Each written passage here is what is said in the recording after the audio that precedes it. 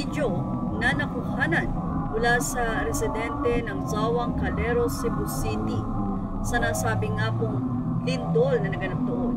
Sa CCTV footage documents sa earthquake as resident hastily navigate General Guinness Street in Zawang Calero, Cebu City. Ito ay mula sa contributed by Press Radyo.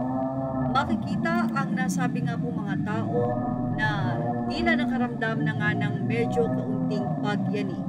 Hanggang sa parang sila ay nahintakutan na dahil yumayanig na nga at tila hindi ito basta-basta lindol lamang. Makikita mamaya sa ating footage or sa video na ating ibabahagi ay nagkumpulan na nga sila at nahintakutan na sa gitna matapos maramdaman na ang mahina noong una ay bigla na lang lumakas. Yan po ang nangyari sa nasabi nga pong lugar kung saan ay talaga namang nagbabaan at nagyakapan ang mga residente doon. Narito po ang nasabing video na hindi po mabagal. Makikita nyo kung gaano ito kalakas.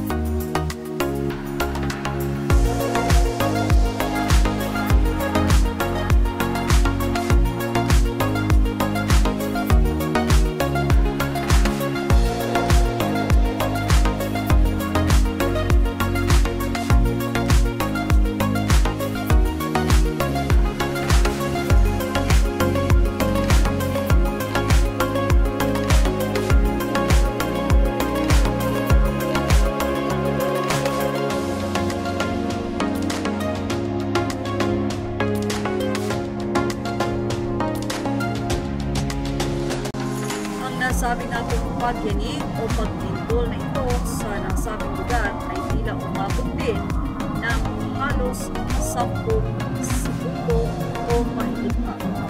Hindi man ganong katagalan pero malakas ang nasabing pagyanig. At yan ang show this update. Thank you for watching. Please like, share, and subscribe. Images and videos are all ready to